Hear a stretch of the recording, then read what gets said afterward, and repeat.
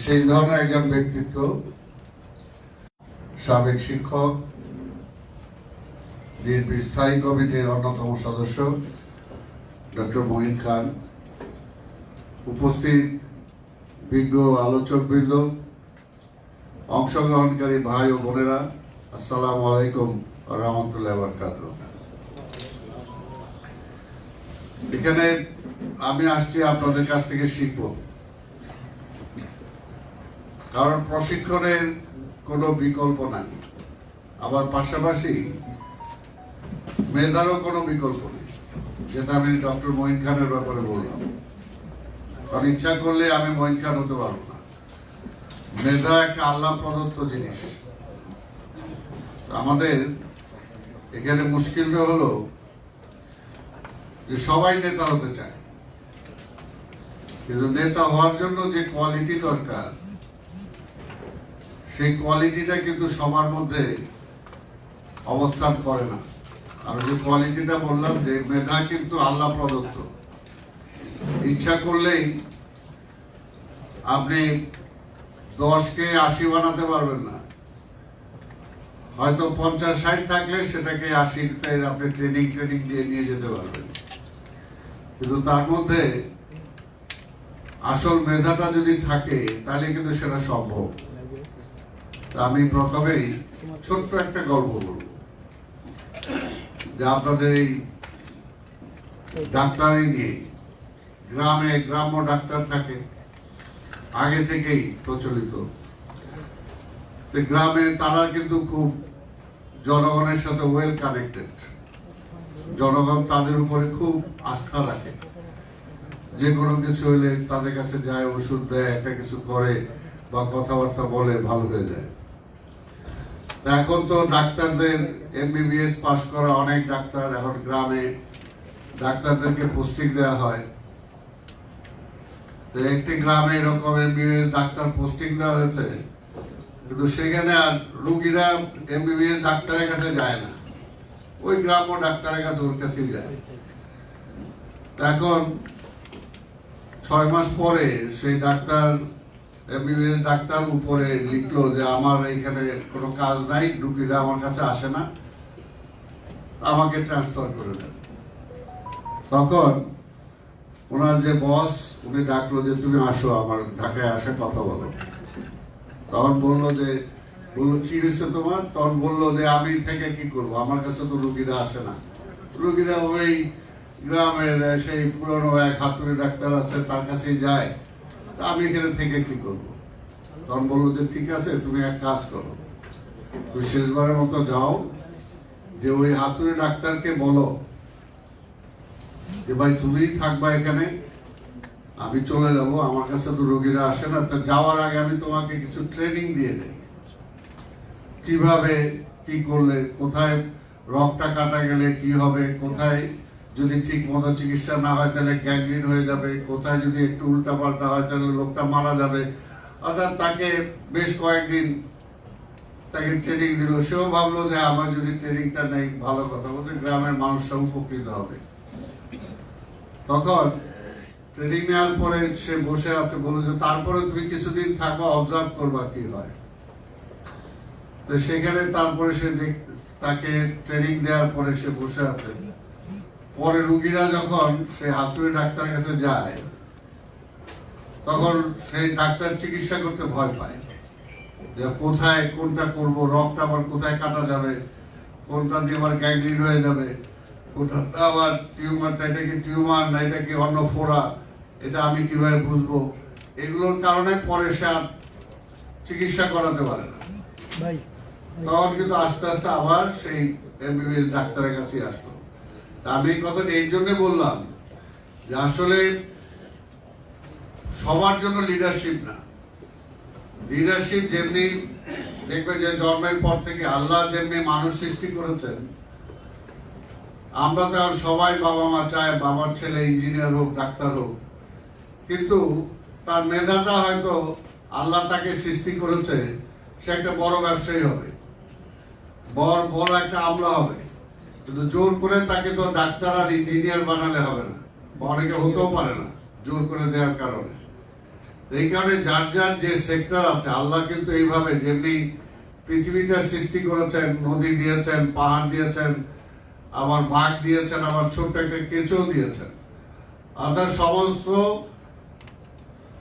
পৃথিবীটাকে ভারসাম্য রক্ষা করার জন্য। এখন আমরা যেহেতু আমরা সবাই শিক্ষিত, যে আজকে পরিবেশের উপরে হাত দেওয়ার কারণে আজকে পৃথিবী অনেক সময় ভারসাম্যহীন হয়ে যাচ্ছে। ঠিক তেমনি আমাদেরও আল্লাহ যে সৃষ্টি করেছেন, একটা ছোট ছেলে ছোট সময় থেকে গাড়িটা খুলে সে ইঞ্জিনিয়ারিং করার চেষ্টা করে, আর একটা গাড়ি দিলে সে গাড়ি নেয় না, সে ফুটবলটাকে বেশি পছন্দ করে। আর একটা ফুটবল দিলেও নেবে না, সে বইটা নিয়ে ছোট থেকেই পড়াশোনা করার চেষ্টা করে। অর্থাৎ এই বিভক্তিগুলো যদি আমরা সত্যিকার অর্থে মনে প্রাণে বিশ্বাস করি, কাজে লাগাই, তাহলে যে যে লাইনে এক্সপার্ট তাকে যদি সেই লাইনে আমরা ট্রেনিং দেই, তাহলে সেখান থেকে রেজাল্টটা কিন্তু আমরা বেশি পাবো। এইটার জন্য এর জন্য বললাম যে আজকে লিডারশিপ মানে জাতীয় পর্যায়ে নেতৃত্ব দেওয়া এটা তো সহজ কথা না। যেমন এখনো দেখেন বাংলাদেশের বিএনপি প্রতিষ্ঠা হয়ে গেছে, বহুগুলো বছর পার হয়েছে। শহীদ রাষ্ট্রপতি জিয়াউর রহমান অনেক আগে আমাদের ছেড়ে চলে গেছেন, কিন্তু এখন পর্যন্ত লিডারশিপের বেলায় যদি প্রশ্ন আসে, প্রথমে নামটা আসে কিন্তু শহীদ রাষ্ট্রপতি জিয়াউর রহমান। অর্থাৎ তিনি চলে গেছেন, কিন্তু এখনো তিনি জীবিত আছেন। তার অল্প সময়, খুব অল্প সময় তিনি পেয়েছিলেন কাজ করার, সে অল্প সময়ের মধ্যে দিয়ে তিনি জাতিকে যে নেতৃত্ব দিয়েছেন, নেতৃত্ব কোথায়, শুধু উপরে না, একদম গ্রাসরুট থেকে, একদম গ্রাসরুট থেকে উপর পর্যায় পর্যন্ত, উপর অর্থাৎ একটা রাষ্ট্রপতি হওয়ার জন্য, একটা সরকার প্রধান হওয়ার জন্য যা যা গুণাবলী দরকার, তার কোনোটাই কিন্তু তার মধ্যে অভাব ছিল না, কোনোটাই অভাব ছিল না। এবং সেটাকে তিনি কাজে লাগিয়েছেন, এবং কাজে লাগিয়ে দেশটাকে কিন্তু সেই পর্যায়ে নিয়ে গিয়েছেন। যে সেটার জন্যই আমাদের যে লিডারশিপ, সেটা হলো আমার মধ্যে জ্ঞান গরিমা যতটুকু আছে সেটাকে আরো বিকশিত করার জন্য আজকে এই ধরনের ট্রেনিং এর কোনো বিকল্প নাই। যদি ট্রেনিংটা আমরা নিতে পারি, ট্রেনিং যদি দিতে পারি, এবং তারা যদি মনে প্রাণে সেগুলো গ্রহণ করতে পারে, তাহলে কিন্তু সত্যিকার অর্থে আজকে আমরা উপকৃত হব, দেশ উপকৃত হব। এখানে বলেছেন যে আজকে এই অনেকে বিদেশে থাকেন, বিদেশ থেকে যেমন আমরা দেখছি যে বিদেশ থেকে আজকে ভারতকে অনেক কাজের জন্য আমরা সমালোচনা করতে পারি, কিন্তু আবার কিছু কিছু কাজ, ভালো কাজও আছে তারা করে থাকেন। আজকে বিদেশে তাদের অনেক অনেক মনীষী, অনেক ভালো ভালো উচ্চমানের লোক আছে যারা বিদেশে আছেন। অনেক কিছু হয়তো একটা বিশাল ইউনিভার্সিটির সে হয়তো অনেক বড় প্রফেসর, হয়তো মালিক, দেখা গেছে যে ওয়ার্ল্ড ব্যাংকের বিশাল একটা পোস্টে সে আছে, সে কিন্তু ছুটির সময় তার দেশে আসে, এবং দেশে আসার পর এইখানে কিন্তু সে সেই মেরিটোরিয়াস ছেলে মেয়েগুলোকে খুঁজে, এবং খুঁজে নিয়ে কিন্তু তাদেরকে কিন্তু সেখানে অ্যাকোমোডেট করার চেষ্টা করে, তাদেরকে সুযোগ করে দেওয়ার জন্য চেষ্টা করে। এই জন্যই আমাদেরও যারা মেধা আছে, আজকে বাঙালি ছেলে মেয়েরা কিন্তু অনেক ভালো করতেছে, বিদেশে পড়াশোনা করতে যে অনেক অনেক নাম করতেছে, কিন্তু তারা যে আবার দেশে এসে যে সার্ভিসটা দেবে, এইটা কিন্তু তুলনামূলকভাবে কম, এটা কিন্তু তুলনামূলকভাবে কম। এই বিষয়টা আমাদেরকে বাড়াতে হবে, যে তার মধ্যে দেশপ্রেমটা যদি আমরা নিয়ে আসতে পারি, জাগাতে পারি, তাহলে দেখা যায় যে তাদের সেই মেধার কিছু অংশ হলেও আমাদের যুবকরা, আমাদের তরুণরা তাদের সেই মেধার যদি কিছুটা ছোঁয়াচে পায়, তাহলে অবশ্যই উপকৃত হবে। কারণ প্রথমে আমি বলেছি, মেধার কোনো বিকল্প নাই। মেধা ছাড়া কিন্তু আপনি কোনোভাবেই সামনের দিকে জাতিটাকে এগিয়ে নিয়ে যেতে পারবেন না। একটা মেধাবী লোক একটা লিডারশিপ দিতে গেলে সে যেভাবে দিবে, আরেকটা যার মধ্যে মেধা নাই, একটা আপনার রাজমিস্ত্রি দিয়ে আপনি একটা দোতলা বিল্ডিং বানাইতে পারেন, তিনতলা বড়জোর বানাইতে পারেন, কিন্তু এরপরে যদি উঠাইতে হয় একটা ইঞ্জিনিয়ার ছাড়া, একটা আর্কিটেক্ট ছাড়া কিন্তু আপনি সেই বিল্ডিংটাকে উপরের দিকে নিয়ে যেতে পারবেন না। সেটার জন্যই আজকে দুইটাকে সমন্বয় করতে হবে। দুইটাকে যদি আমি সমন্বয় করতে পারি, অর্থাৎ মেধাবীগুলোকে যদি আমি চুজ করতে পারি, চুজ করে তাদেরকে যদি আমি ট্রেনিং দিতে পারি, তাহলে কিন্তু আমার ভবিষ্যৎটা অনেক উজ্জ্বল হবে। আর যার মধ্যে সে মেধাই নাই, তার আপনি যত ঘষা মাজা করেন না কেন, তার দিয়ে তো অন্তত সেই সার্ভিসটুকু আমি অবশ্যই পাবো না। সেটার জন্য আমাদের অবশ্যই দরকার সেই বিষয়টাকে আমাদের খেয়াল রাখা। তা আমি আর বক্তব্য দীর্ঘায়িত করতে চাই না। আজকে কাকনকে আমি ধন্যবাদ জানাই এই ধরনের একটি অনুষ্ঠানে আমাকে আমন্ত্রণ জানিয়েছেন, এবং এখানে আমি এসেছি যে আপনাদের কথা শুনবো, অন্তত নিজে কিছুটা উপকৃত হব, যে ভবিষ্যতে অন্তত আমার চলার পথে সেগুলো কাজে লাগবে। আরেকটা হলো যে নতুন প্রজন্মকে অবশ্যই সামনের দিকে আগে এগিয়ে নিয়ে যাওয়ার জন্য, তাদের মেধাবী হওয়ার জন্য, তাদেরকে প্রশিক্ষিত করার জন্য কিন্তু কোনো বিকল্প নাই।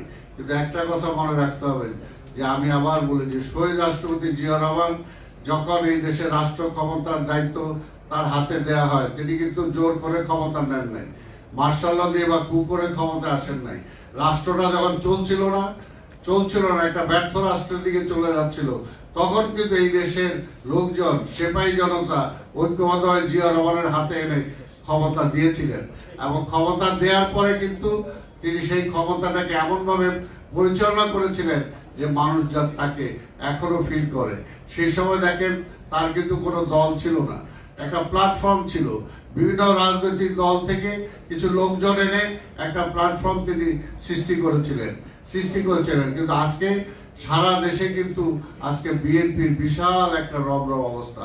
আজকে ছাত্র দল বলি, যুব দল বলি, স্বেচ্ছাসেবক দল বলি, শ্রমিক দল বলি, সমাজে এমন কোনো সেক্টর নাই যেখানে যে অঙ্গ সংগঠন নাই। কিন্তু রাজনৈতিকভাবে দেখেন জিয়া রহমানের কাছাকাছি কি আমরা যেতে পেরেছি? আমরা যেতে পারি নাই। জিয়া রহমানকে বিট করার মতো পর্যায়ে কি আমরা যেতে পারি, সাহস করতে পারি? আমাদের কিন্তু সেই পর্যায়ে নেই। তাহলে নাই কেন? উনি একটা ব্যক্তি, একটা প্রতিষ্ঠান হয়েছিলেন সে সময়। আর আজকে তো হাজারো লক্ষ ব্যক্তি এখানে আছে, কিন্তু লিডারশিপের যে কোয়ালিটি, সেই কোয়ালিটি যদি বিল্ড আপ করতে না পারি, তাহলে কিন্তু স্বাভাবিকভাবে জিয়া রহমান মেধাবীদেরকে সম্মান দিয়েছেন, আবার পাশাপাশি রাজনীতিবিদ যারা, তাদেরকেও তিনি সম্মান দিয়েছেন। যাকে যেখানে নেওয়া দরকার, যাকে মন্ত্রী পরিষদে নিলে ভালো হবে, তিনি তাকে মন্ত্রী পরিষদে নিয়েছেন। যাকে দলে নিলে ভালো হবে, তিনি তাকে দলে দায়িত্ব দিয়েছেন। এই বিভক্তিগুলো অবশ্যই কিন্তু আমাদের দরকার।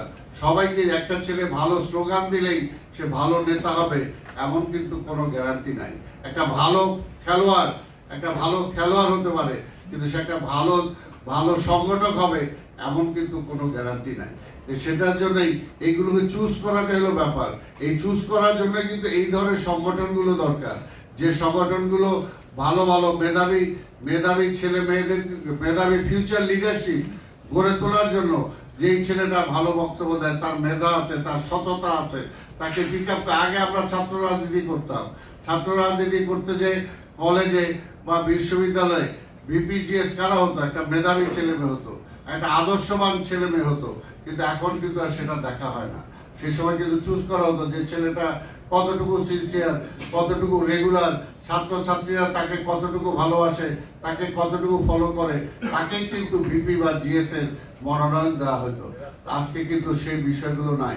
আস্তে আস্তে আমাদের এই যে লিডারশিপ কোয়ালিটি যদি বিল্ড আপ করতে না পারি, এখানে একজন বলছেন যে আমাদের মধ্যে বিশাল দল আছে, কিন্তু লিডারশিপের যে কোয়ালিটি, সেই কোয়ালিটিটা কয়জনের আছে? যেটা তাই বললাম, আজকে ডক্টর মঈন খানকে দাঁড় করালেই সবাই মনে হয় একটা ভালো মানুষ, একটা শিক্ষিত মানুষ, তার কাছ থেকে কিছুটা শিক্ষা যাবে। আবার পাশাপাশি সেখানে আরেকজনকে দাঁড় করালে কিন্তু সেটা কেউ মনেও করবে না। এই জন্য এই বিষয়গুলো আমাদেরকে খেয়াল রাখতে হবে। আমরা আপনাকে সময়টা দিবেন, এই সময়ের কিন্তু একটা মূল্য আছে।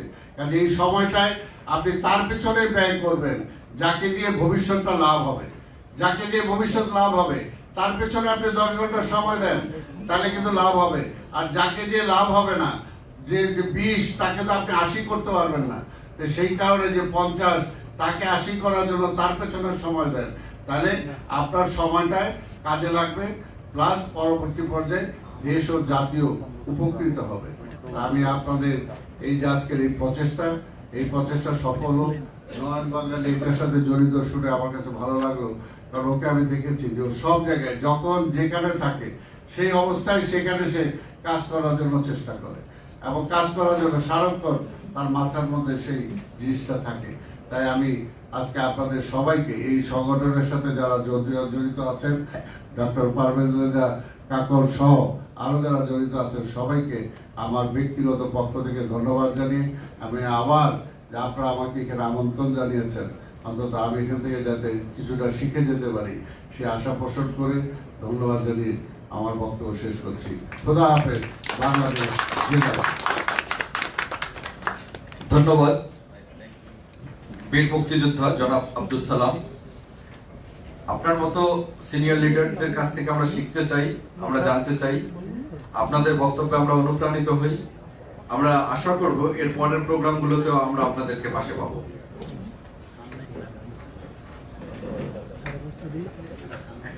এখন প্রধান অতিথি জনাব ডক্টর আব্দুল মঈন খান স্যারের অনুমতিক্রমে বক্তব্য দেওয়ার জন্য আমন্ত্রণ জানাচ্ছি ডক্টর পারভেজ রেজা কাকন, স্বাস্থ্য বিষয়ক সহ সম্পাদক, জাতীয় নির্বাহী কমিটি, বাংলাদেশ জাতীয়তাবাদী দল বিএনপি ও director, school of leadership political wing. ধন্যবাদ। এবং আজকের সভাপতি উনি। বিসমিল্লাহির রহমানির রহিম। স্কুল অফ লিডারশিপ কর্তৃক আয়োজিত পলিটিক্যাল লিডারশিপ ট্রেনিং এন্ড ওয়ার্কশপের আজকের প্রধান অতিথি সজ্জন রাজনীতিবিদ,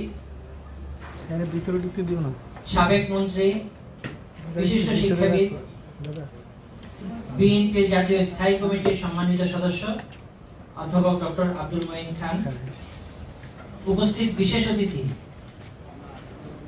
ফ্যাসিবাদ বিরোধী আন্দোলনে রাজপথের অন্যতম সিপাহসালার বিএনপি চেয়ারপারসন উপদেষ্টা কাউন্সিলের সদস্য, ঢাকা মহানগর দক্ষিণ বিএনপির সাবেক আহ্বায়ক, সাবেক ডেপুটি মেয়র, বীর মুক্তিযোদ্ধা জনাব আব্দুল সালাম, উপস্থিত আছেন স্কুল অফ লিডারশিপের professor Shariful Karim, Faiz Kausar, barrister Moin Firoz, Kamrul Hasan Chowdhury Bipu, advocate Aminul Islam এবং আমাদের আরেকজন অতিথি আছেন ডক্টর মনিরুজ্জামান সহ যারা এসেছেন বাংলাদেশের বিভিন্ন প্রান্ত থেকে, তাদের সকলকে অভ্যর্থনা জানাচ্ছি এবং সালাম জানাচ্ছি। আসসালামু আলাইকুম। বিশিষ্ট দার্শনিক জালালউদ্দিন মোহাম্মদ রুমির একটা কথা আছে, আমি এমন অনেক মানুষ দেখেছি যাদের শরীরে কাপড় নেই, আমি এমন অনেক কাপড় দেখেছি যাদের ভিতর মানুষ নেই।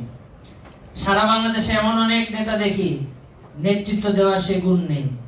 সারা বাংলাদেশে বিভিন্ন প্রান্তে এমন অনেক নেতৃত্ব দেখি যারা নেতৃত্বের গুণ রাখে কিন্তু নেতৃত্ব দেওয়ার মতো সুযোগ সামনে পায় না। আমরা সেই সুযোগটাকে কাজে লাগাতে চাচ্ছি।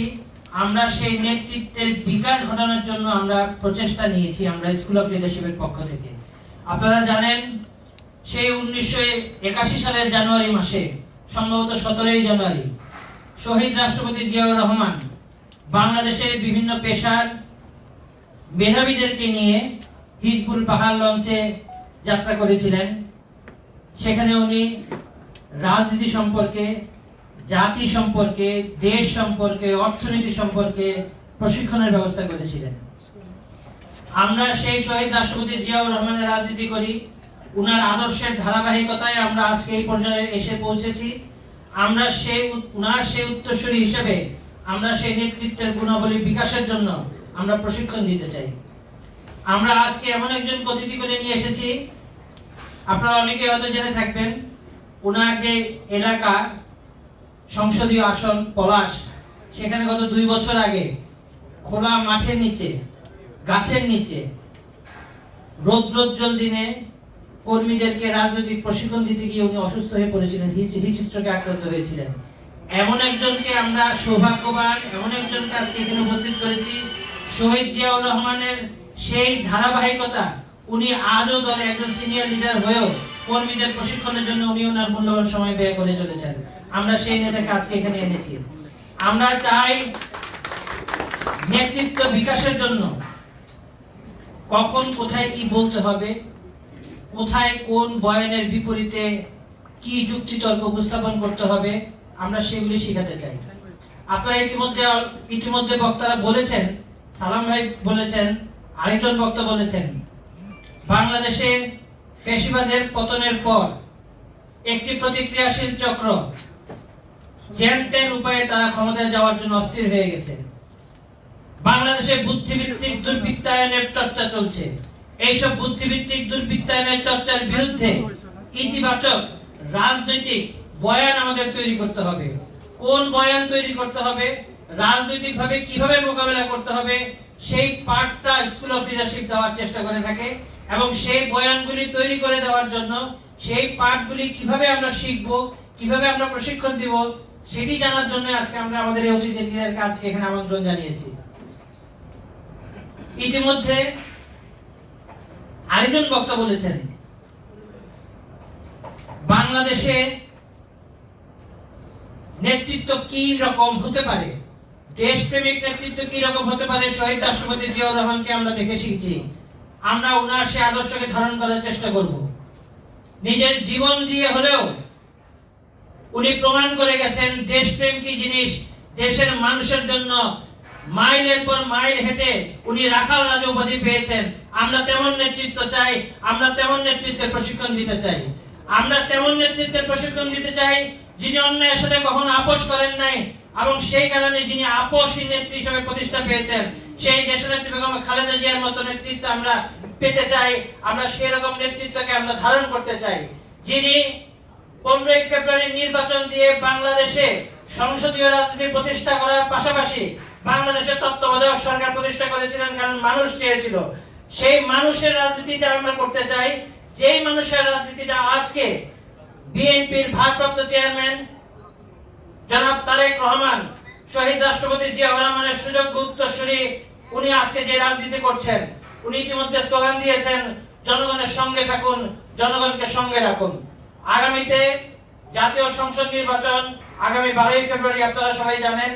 এই নির্বাচনে আমাদের কি ভূমিকা থাকতে পারে, প্রান্তিক জনগোষ্ঠীর সঙ্গে আমাদের তৃণমূল নেতৃত্ব কিভাবে ইন্টারঅ্যাকশন করবে, কিভাবে আমরা রাজনৈতিক বয়ানটা তৈরি করব, সেই সম্পর্কে প্রশিক্ষণের জন্য আমরা আজকে 3টি সেশন আমরা এখানে রেডি করে রেখেছি। আজকের এই আনুষ্ঠানিক সভার পরে আমরা সেশনগুলি শুরু করব ইনশাআল্লাহ। আগামী দিনে আমরা ভার্চুয়ালি যে অনুষ্ঠানগুলি প্রতি সপ্তাহে করে যাচ্ছি, প্রধান অতিথিকে আমি ইতিমধ্যে জানিয়েছি, আমরা প্রতি সপ্তাহে এবং বিশেষ অতিথি সালাম ভাইকেও জানাতে চাই, আমরা প্রতি সপ্তাহে সোমবার ভার্চুয়ালি সারা বাংলাদেশের বিভিন্ন জেলা থেকে সিলেক্টিভ নেতাকর্মীদেরকে নিয়ে আমরা ভার্চুয়ালি প্রশিক্ষণ কর্মশালা দীর্ঘদিন যাবত চালিয়ে যাচ্ছি। আমরা ইন পার্সন এই অনুষ্ঠানগুলি আজকে দ্বিতীয় অনুষ্ঠান আমরা এখানে করছি। ইনশাআল্লাহ আগামীতে আমরা এই অনুষ্ঠানের ধারাবাহিকতা বজায় রাখবো। আগামীতে আমাদের আপাতত ফোকাস হচ্ছে জাতীয় নির্বাচন। এই জাতীয় নির্বাচনে আমাদের ভূমিকা কি হবে, কিভাবে আমরা মানুষের সঙ্গে কোন বয়ান নিয়ে, আমার দলের 31 দফাকে নিয়ে আমরা কি ধরনের আলাপ নিয়ে মানুষের কাছে পৌঁছাবো, ধানের শীষের পক্ষে ভোট চাইবো। আগামীতে যাতে নতুন বাংলাদেশ গড়ার লক্ষ্যে দেশনেত্রী বেগম খালেদা জিয়ার আশীর্বাদ নিয়ে, উনার দোয়া নিয়ে, উনার নেতৃত্বে এবং তারেক রহমানের নেতৃত্বে আগামীতে বাংলাদেশে জাতীয়তাবাদী সরকার প্রতিষ্ঠা করার লক্ষ্যে আমরা যার যার অবস্থান থেকে কিভাবে ভূমিকা রাখতে পারি সেই বিষয়ে আমাদের প্রধান অতিথি ওনার সমাপনী বক্তব্যে বলবেন। এই আশাবাদ ব্যক্ত করে সকলকে আবারও শুভেচ্ছা এবং অভিনন্দন জানিয়ে আমি আমার বক্তব্য শেষ করছি। ধন্যবাদ। বাংলাদেশ জিন্দাবাদ, স্কুল অফ লিডারশিপ জিন্দাবাদ, শহীদ জিয়া অমর হোক, দেশনেত্রী বেগম খালেদা জিয়ার দীর্ঘায়ু কামনা করছি, তারেক রহমান জিন্দাবাদ। ধন্যবাদ ডাক্তার পারভেজ রেজা কাপুর, আজকের অনুষ্ঠানের সম্মানিত সভাপতি, গুরুত্বপূর্ণ বক্তব্য উপস্থাপন করেছেন। এ পর্যায়ে আমরা এমন একজন ব্যক্তির বক্তব্য শুনব যার বক্তব্য শোনার জন্য খুবই আগ্রহী বসে আছি, যিনি স্কুল অফ লিডারশিপ ইউএসএ কে সেই প্রথম থেকেই প্যাট্রোনাইজ করে আসছেন। ইতিপূর্বে তিনি প্যান প্যাসিফিক সোনারগাঁয় এবং সিঙ্গাপুরে দুটি অনুষ্ঠানে ন্যাশনাল ডায়ালগে প্রধান অতিথি হিসাবে আমাদের আসন অলঙ্কৃত করে গুরুত্বপূর্ণ অবদান রেখেছেন। আমাদের সেই ব্যক্তিত্ব বাংলাদেশ জাতীয়তাবাদী দলের স্থায়ী কমিটির সম্মানিত সদস্য, বর্ষিয়ান রাজনীতিবিদ, সাবেক মন্ত্রী ডক্টর আব্দুল মঈন খান। ধন্যবাদ।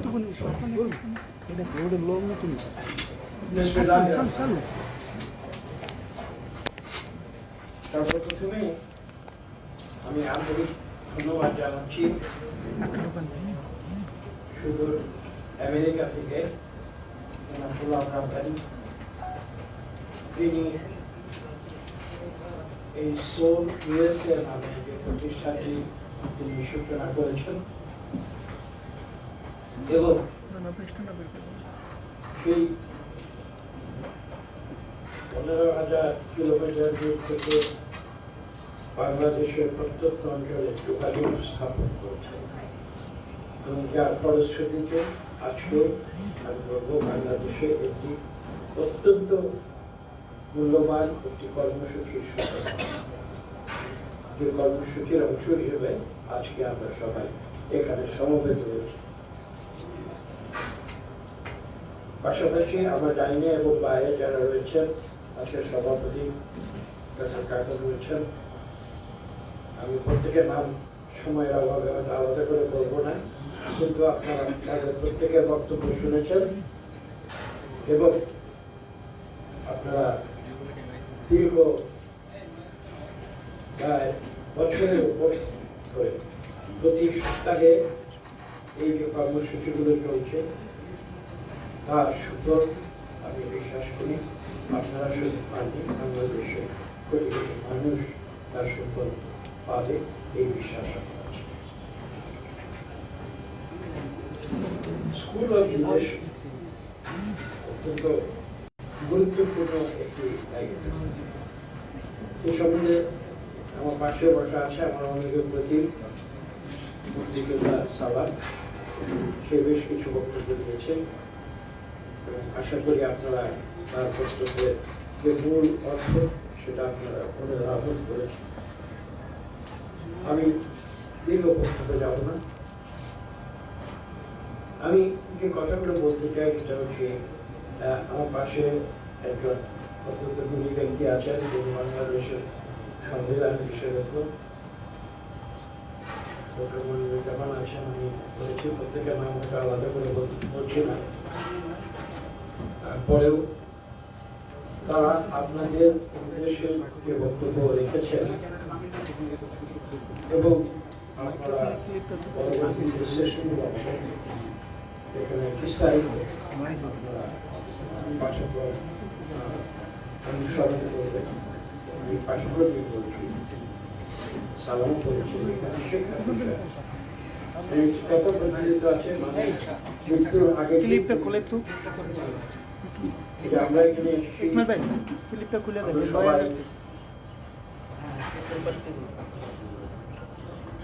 খুলে দেন। হ্যাঁ, ওকে। আমরা সবাই এখানে এসেছি একটি মহৎ উদ্দেশ্যটি বিভিন্ন ভাবে ব্যাখ্যা করা যেতে পারে, কিন্তু আমি এভাবে চিন্তা করেছি যদি এক কথায় বলতে চাই, আমরা কিন্তু এখানে সমবেত হয়েছি এই যে প্রক্রিয়াটি চলছে সোল ইউএসের মাধ্যমে, যে সারা দেশব্যাপী দীর্ঘ সময়ব্যাপী যে কার্যক্রমটি চলছে তার উদ্দেশ্যটি একটি কথায় আমি এভাবে বলতে চাই যে আমরা বাংলাদেশকে নতুনভাবে সুন্দর করে গড়ে তুলতে চাই। এটাই হচ্ছে আমাদের আলটিমেট, আমাদের যে টার্গেট এবং আমাদের যে উদ্দেশ্য।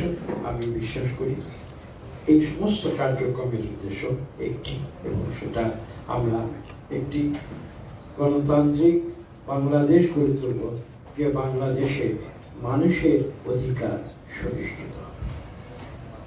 এখানে আরেকটু ব্যাখ্যা আমি করি, মানুষের অধিকার আমরা বলি, কিন্তু তা সত্ত্বেও এই কথাটি আমি যখন বলি তখন একটু অন্যভাবে বলি। বিশেষ করে এদেশের সুবিধা বঞ্চিত মানুষের অধিকার যেন নিশ্চিত হয়। কথাটি বলি এই কারণে যে যারা এদেশে ধনী লোক যারা সুবিধা ভোগ করে, সমাজের যে গঠন প্রকৃতি সেটা আপনারা জানেন, আমি সেই ব্যাখ্যায় আজকে যাব না। ক্যাপিটালিস্টিক সোসাইটি, কমিউনিস্ট সোসাইটি, অনেক কিছু বলতে পারি, কিন্তু সেই আলোচনায় না গিয়ে আমি সেই কারণে শুধু এইভাবে বলেছি, সমাজে অনেক সবাই যে সুবিধা বঞ্চিত তা নয়, যারা সুবিধা অধিকারী রয়েছেন তাদের জন্য হয়তো অনেক কিছু সহায়তা লাগে না। আমি একবার আমার নিজের এলাকায় গিয়েছিলাম, তখন সেখানে ডিসি ডিএনও তারা সব একটা আলোচনা সভা করেছিল, সেখানে কিছু সাধারণ মানুষ ছিল। তখন সেই মিটিংয়ে আমি এক পর্যায়ে ডিসি সাহেবদের উদ্দেশ্যে বলেছিলাম যে দেখুন, এই যে দেশ, এই যে সরকার এবং যে সরকারের আপনারা প্রতিনিধিত্ব করেন, প্রত্যন্ত অঞ্চলে, জেলা পর্যায়ে, উপজেলা পর্যায়ে, ইউনিয়ন পর্যায়ে। আমি আপনাদের বিনীতভাবে অনুরোধ করি একটি কথা মনে রাখবেন, এই যে বাংলাদেশে সুবিধাবান লোকেদের জন্য কিন্তু সরকারের কোনো প্রয়োজন নেই, কারণ তাদের কাজ তারা নিজেদের করে নিতে পারে। এদেশের দরিদ্র সুবিধা বঞ্চিত মানুষ তারা কিন্তু আপনাদের কাছে আসে, কারণ তাদের জন্য সরকারের সহায়তা প্রয়োজন আছে, কেননা তাদের যে অধিকারটুকু সেটুকু তারা নিজেরা অর্জন করতে অক্ষম। এবং আমি আপনাদের অনুরোধ করি আপনারা তাদের সহায়তা করবেন, তাহলে কিন্তু দেশের সরকার ভালোভাবে চলবে। তো আজকে আপনারা যারা এখানে এসছেন, একটু আগে বলা হয়েছে, শব্দটি ঠিক হয়তো স্পষ্টভাবে উল্লেখ করা হয়নি, আমি উল্লেখ করছি। এক অর্থে আমি মনে করছি যে এখানে যেটা হচ্ছে সেটা ট্রেনিং অফ দ্য ট্রেনার্স, অর্থাৎ আপনারা যার যার অঞ্চলে গিয়ে আপনারা এই যে এখান থেকে যে প্রশিক্ষণটি আপনারা করছেন সেই প্রশিক্ষণটি আপনারা সারা দেশে ছড়িয়ে দেবেন। অর্থাৎ এখানে আপনারা এসছেন শিক্ষা নেবার জন্য, প্রশিক্ষণ নেবার জন্য, কিন্তু আপনারা যখন নিজের এলাকায় ফিরে যাবেন তখন কিন্তু আপনারা সবাই নিজেরাই প্রশিক্ষক হয়ে যাবেন। এই কথাটি কিন্তু আপনাদের মনে রাখতে হবে। দেখুন, একটি দেশ পরিচালনা করা অত্যন্ত দুরূহ কাজ, এবং সেখানে বাংলাদেশের মতো একটি দেশ, যে দেশটি সম্ভবত পৃথিবীর সবচেয়ে ঘন বসতিপূর্ণ দেশ, ছোট্ট জায়গায় 18 কোটি মানুষ আমরা বসবাস করি, এখানে প্রতিনিয়ত কনফ্লিক্ট অফ ইন্টারেস্ট হচ্ছে। একজন মানুষের স্বার্থের সঙ্গে আরেকজন মানুষের স্বার্থের সংঘাত। এই সমস্ত কিছুর ঊর্ধ্বে উঠতে গেলে আমাদের যে চিন্তাধারা, আমাদের যে মনোজগৎ, সেখানে একটি বিরাট একটি সংস্কার প্রয়োজন।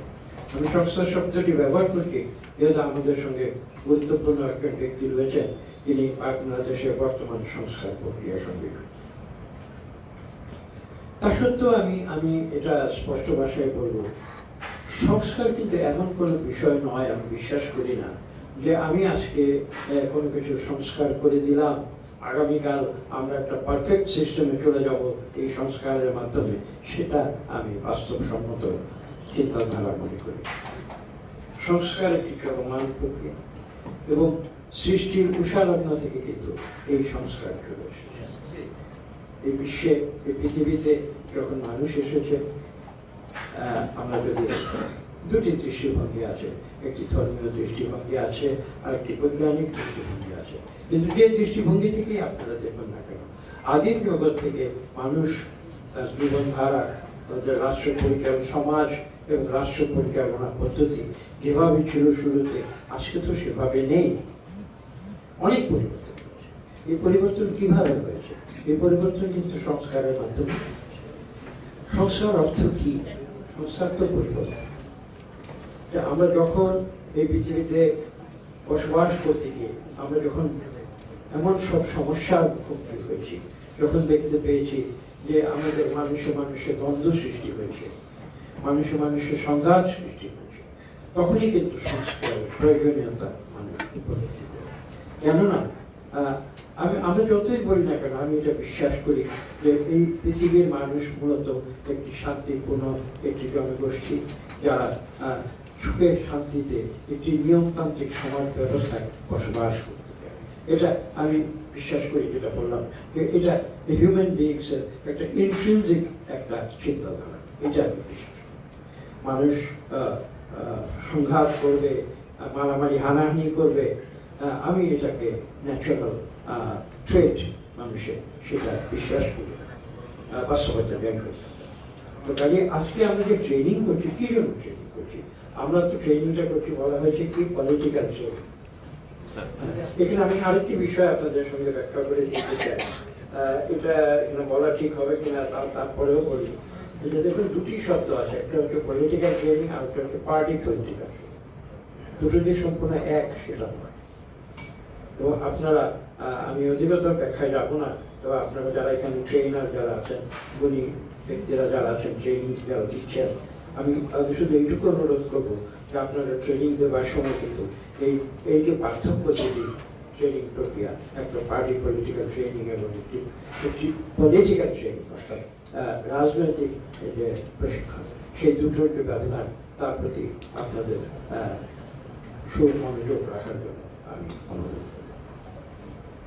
পাশাপাশি এখানে আরেকটি বিষয় আমি এটা বলাটা প্রয়োজন মনে করছি, যে দেখুন, বাংলাদেশ এমন একটি দেশ যে দেশে কিন্তু জনসংখ্যার অর্ধেকের বেশি নারী কর্মক্ষেত্রে।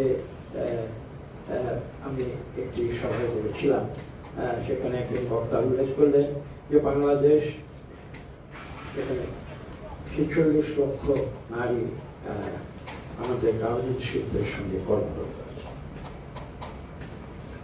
তো সেই সভায় আমি তার বক্তব্যের পরে আমি প্রশ্নটি তুলেছিলাম যে বাংলাদেশ এমন একটি দেশ যার বৈদেশিক মুদ্রার জন্য আমরা গার্মেন্টস শিল্পের উপরে নির্ভরশীল।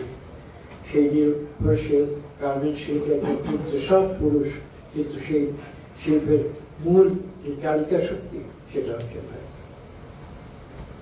46 লক্ষ নারী শ্রমিক গার্মেন্টস শিল্পে কাজ করে। এটা কিন্তু মুখের কথা না। বাংলাদেশে এমন আর কোনো শিল্প নেই। একসময় ছিল, অতীতে আমাদের পাট শিল্প ছিল, এটার সময় আমরা বলতাম, তাঁত শিল্প ছিল, কিন্তু ঠিক তাঁত শিল্পকে আধুনিকায়ন করার পরে আজকে যেটাকে আমরা গার্মেন্টস শিল্প বলি, সেখানে 46 লক্ষ প্রায় নারী শ্রমিক। এটা কিন্তু অত্যন্ত গুরুত্বপূর্ণ একটি বিষয়। অথচ এবং তারাই কিন্তু এই দেশের বৈদেশিক মুদ্রা অর্জনের যেটা বলেছি যে তারা তাদের ভিত্তি।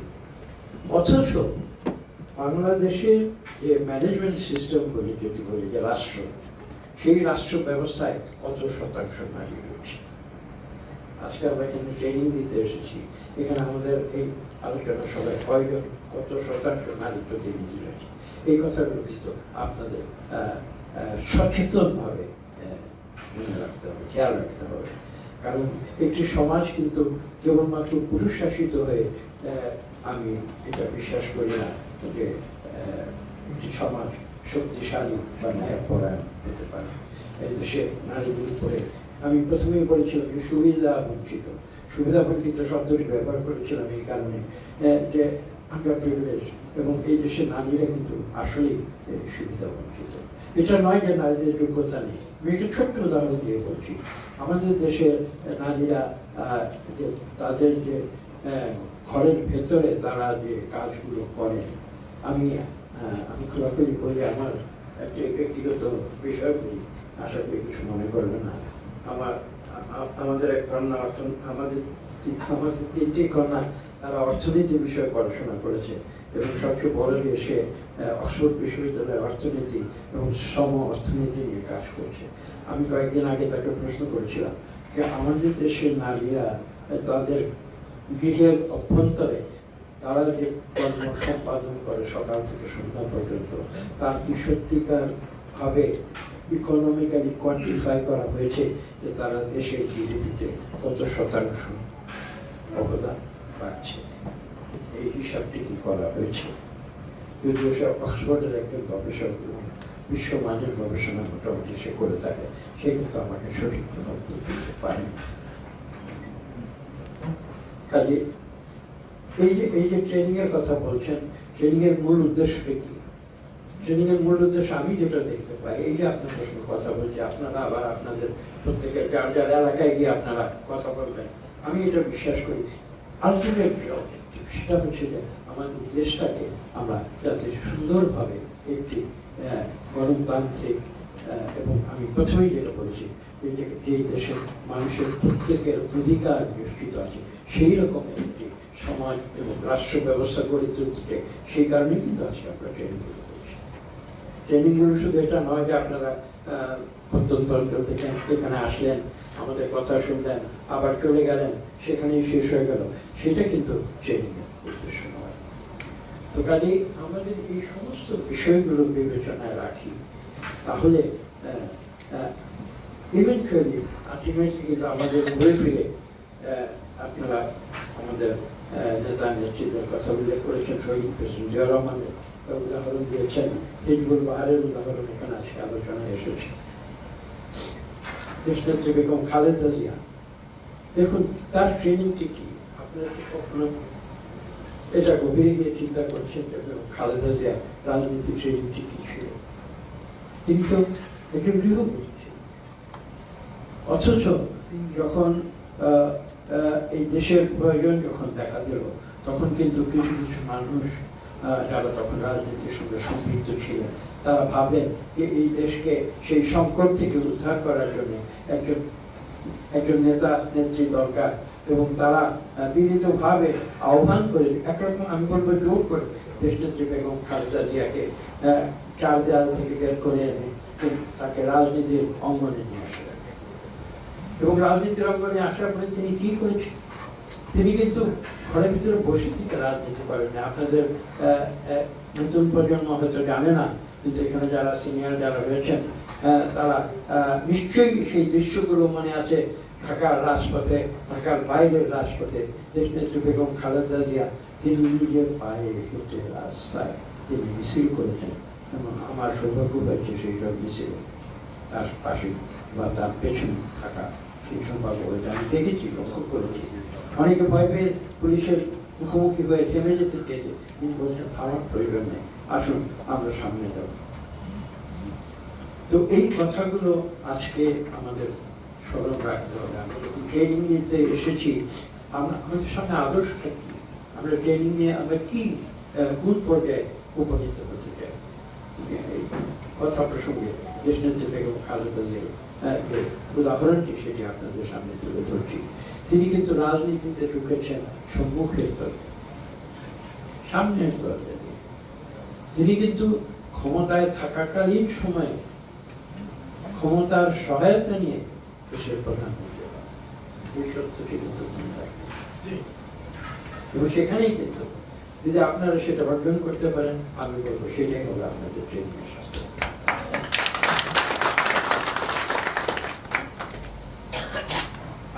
আরো অনেক কথা বলার আছে। আমি এই ধরনের কর্মসূচিতে আমি যেহেতু আমরা সম্পৃক্ত, রাজনীতির বাইরেও সম্পৃক্ত, এই কাজগুলো আমরা করে থাকি। দিনের পর দিন আমরা এই ধরনের এক্সারসাইজ আমরা করেছি। আমাদের একটি প্রতিষ্ঠানও আছে যেখানে আমরা এই কাজগুলো করে থাকি। দেখুন, নেতৃত্ব, লিডারশিপ, আপনাদের তো একটা উদ্দেশ্য হচ্ছে লিডারশিপ, লিডার তৈরি করা। এই সম্বন্ধে চমৎকার বক্তব্য রেখেছে সালাম। তবে সালামের বক্তব্য আমি বিশ্বাস করি আপনারা তার সঠিক যে ইঙ্গিত, সেই সঠিক ইঙ্গিতটা আপনারা অনুধাবন করবেন। সালাম কিন্তু অত্যন্ত আমি বলবো যে একটি ট্যাক্টফুল ভাষায় কিন্তু আপনাদের ট্রেনিং করেন, এবং সেখান থেকে মূল অর্থ সেটা কিন্তু আপনাদের দিতে হবে। দেখুন, আমি খুব সংক্ষেপে সামারির মতো করি। একটা ডিবেট আছে, এটা অস্বীকার করা যায় না। যেমন আমি আপনাদের মিটিংয়ে বোধহয় একদিন বলেছিলাম, ঢাকায় এই গল্পটি আবার বলতে পারি কারণ আপনারা ছিলেন না। এখানে ঢাকায় একটি বিশ্ববিদ্যালয় ছিল, এখন আমি জানি না এটা কোথায় নিয়ে গেছে, বনানীতে। বিশাল বিল্ডিং, বিশাল 8 তলা 10 তলা বিল্ডিং, তার উপরে খুব বড় করে লেখা ছিল ওই ইউনিভার্সিটির উপরে শিরোনাম ছিল where leaders are created, অর্থাৎ বিশ্ববিদ্যালয় থেকে নেতা তৈরি করা। তো আমি সালামের গল্পের সূত্র ধরে বলছি। এখন প্রশ্ন মানুষ করেছে, সেখানে রাস্তা দিয়ে যায় মানুষ প্রশ্ন করত, লিডার্স আর ক্রিয়েটেড, এখানে আসলে এখানে পড়লে বিশ্ববিদ্যালয় থেকে বের হয়ে লিডার তৈরি হবে, সত্য কথা। তো পাশাপাশি আরেকটি যে বিতর্ক রয়েছে সেটা হচ্ছে ক্যান লিডার্স বি ক্রিয়েটেড, এটা তারা এই বিষয় নিয়ে এটা একটি চিরন্তন একটা ডিবেট। এই ডিবেটটা বিভিন্ন জায়গায় বিভিন্ন সময় হয়, whether leaders are created or leaders are born। আমি আমার নিজের ব্যক্তিগত অভিজ্ঞতা থেকে এইভাবে বলি যে এই দুটোই কিন্তু সত্য। একদিকে যেমন লিডার্সরা বর্ণ হতে পারে, পাশাপাশি কিন্তু আমি মনে করি leaders can also be created। আজকে আমরা যে এখানে সমবেত হয়েছি, আমাদের উদ্দেশ্য কিন্তু দ্বিতীয়টি, we want to create leaders, এবং সেই লিডারশিপ কোয়ালিটিগুলি আপনাদের মাঝে যাতে সৃষ্টি হয়, আপনারা সেই এই দেশকে নেতৃত্ব দিতে পারেন, সেই উদ্দেশ্যে আমাদের যে ক্ষুদ্র জ্ঞানে যতটুকু করার আছে আমরা কিন্তু সেই কাজটা করে যেতে চাই, এবং এই কারণেই কিন্তু আমি সোলকে আন্তরিকভাবে ধন্যবাদ জানাই।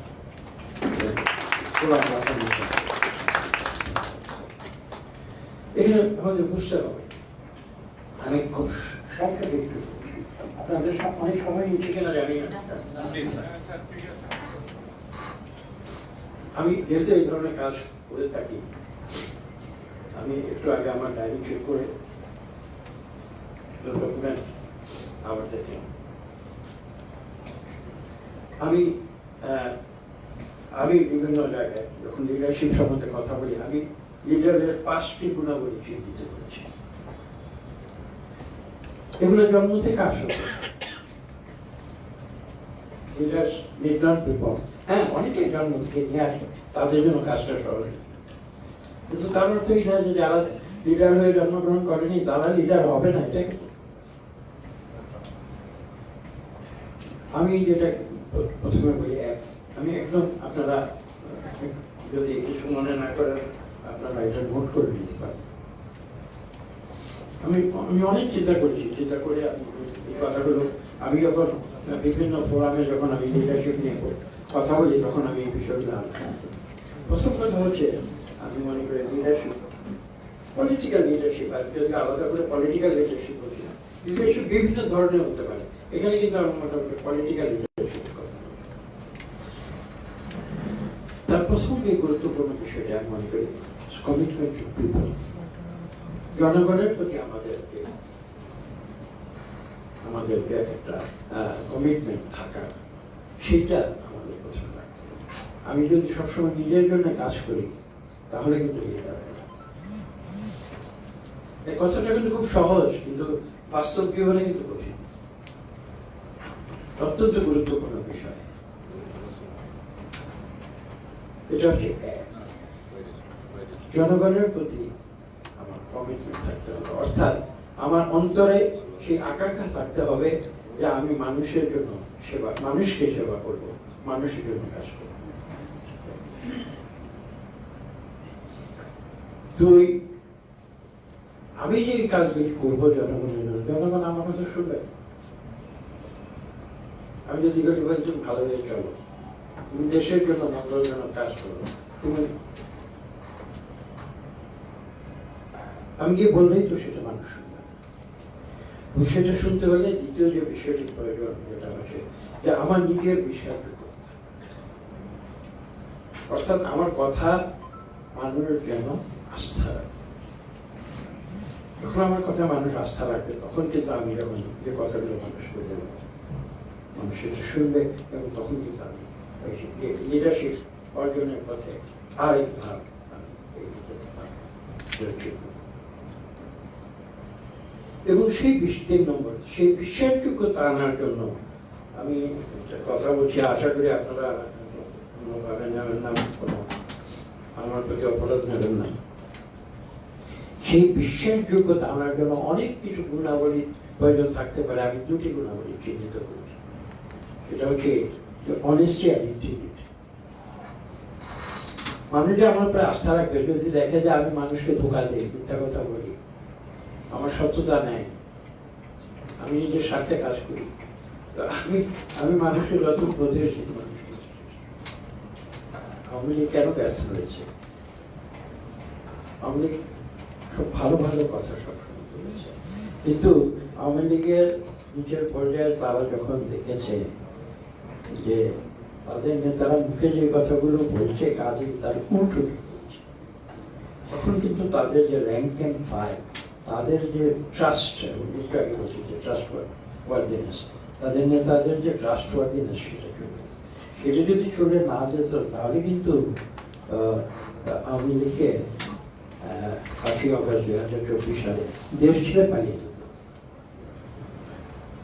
ঠিক আছে, আমরা তো 1/11 ফেস করছি, করি।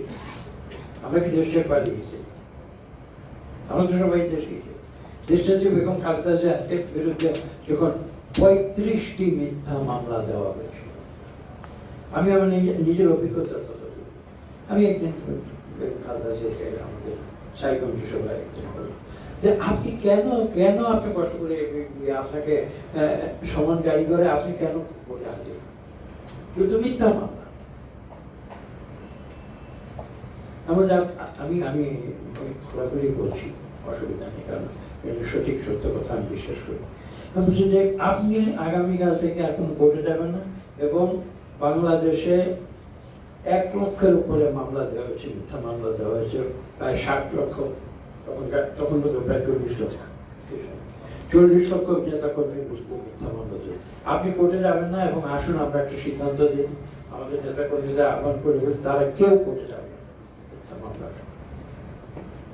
দেখুন কেমন নীতিবান বলে যে আপসহীন নেতৃত্ব বলে, তিনি বলছেন যে তখন আমাকে বললেন, বোঝালেন যে আমি এটা করতে পারি, কিন্তু আমি যেহেতু একটা সরকার আছে দেশে, একটা বিচার ব্যবস্থা আছে, বিচারকরা আছে,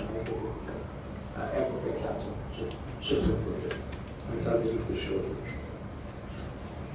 তিনি আমাকে বললেন, আমি কিন্তু সরাসরি নিজে বলেছি, আপনি চিন্তা করবেন আমরা একটা সিদ্ধান্ত সারা দেশে কোর্ট বয়কট করার এটা আমরা বাস্তবায়ন করি, কিভাবে করতে হবে। বললেন যে আমরা তো একটা সিস্টেমের মধ্যে আছি, মিথ্যা মামলা দিয়েছে এটা সত্য, কিন্তু আমি সেটা কোর্টে গিয়ে প্রমাণ করবো, কোর্টকে বর্জন করে। দেখুন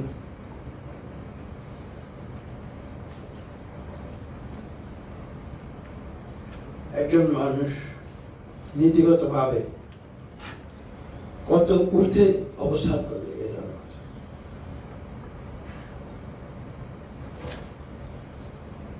আমি নিয়মের বাইরে, আমি কোর্টে গিয়ে প্রমাণ করবো এগুলো মিথ্যা বলে, খুব বর্জন করে। এই যে আজকে মকবুল দেখছেন না কেন মিছে অবস্থা? আমাদের আপসহীন নেত্রী তিনি তো কোনোদিন মকবুলের ডাক দেন না। মকবুল তো তিনি যদি মকবুল করতে চাইতেন আজকে যে আরো 10 গুণ বেশি মকবুল করে।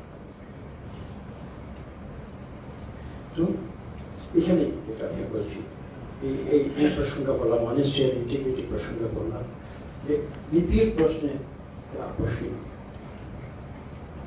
চতুর্থত আমরা করব সেটা হচ্ছে যে মানুষের একটা ব্যক্তিগত আচরণ পদ্ধতি, মানুষের সঙ্গে চলাফেরা এগুলো থাকে। তো এখানে যে চতুর্থ নেতা হওয়ার জন্য যে চতুর্থ গুণটি লাগবে, এটা হচ্ছে অ্যাকসেপ্টেবিলিটি বাই দ্য পিপল, সাধারণ মানুষের সঙ্গে ইন্টারাকশন করা।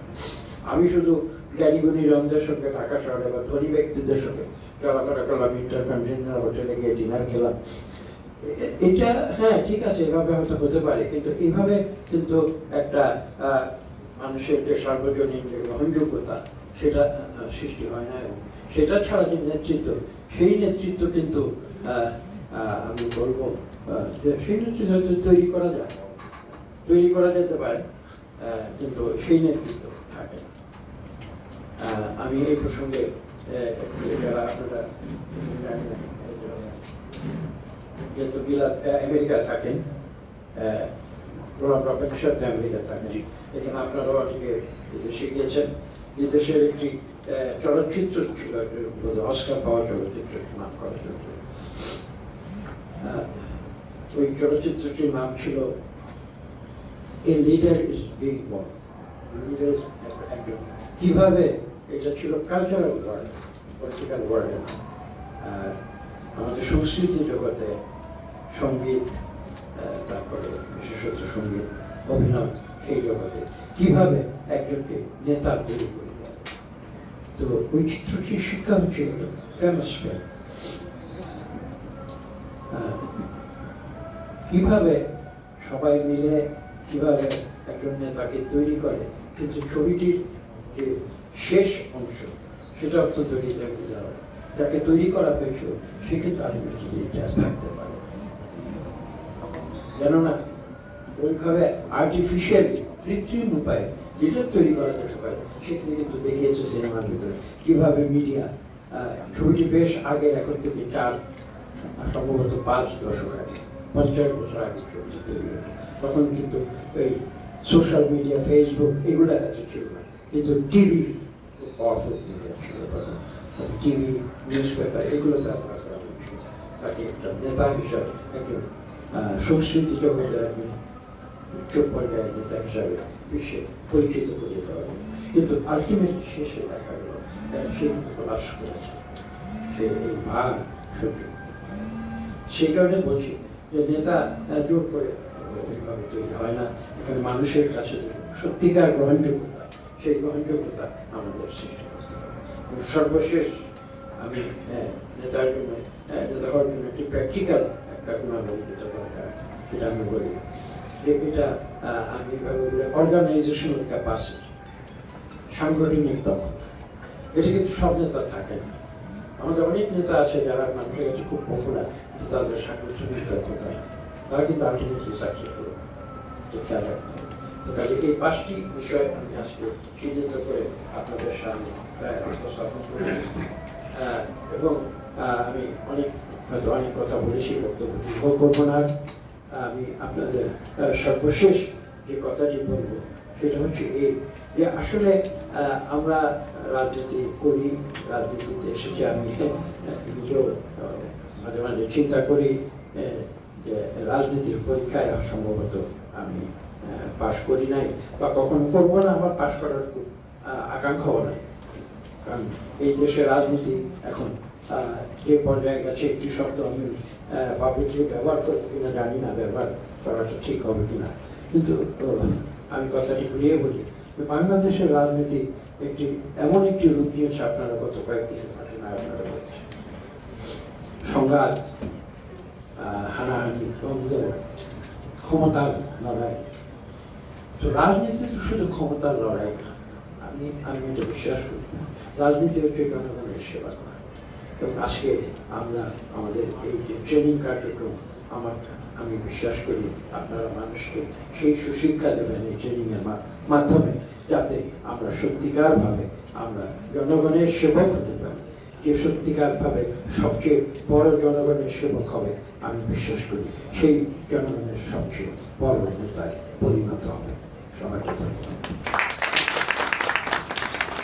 উপস্থিতিবৃন্দ, আমাদের যেসব ডেলিগেট বৃন্দ এসছেন বাংলাদেশের বিভিন্ন প্রান্ত থেকে, আপনাদের কাছ থেকে স্যারের প্রতি যদি কোনো প্রশ্ন থাকে, মানে জানার মতো, আপনাদের যদি অনুসন্ধিত কোনো মনে যদি প্রশ্ন জাগে আপনারা করতে পারেন, হাত তুলতে পারেন। আমরা শুধু আপনি কোনো বক্তব্য না, কিন্তু স্পেসিফিক প্রশ্ন করবেন, আপনার নাম এবং জেলার নাম বলবেন যদি কোনো প্রশ্ন থাকে কারো।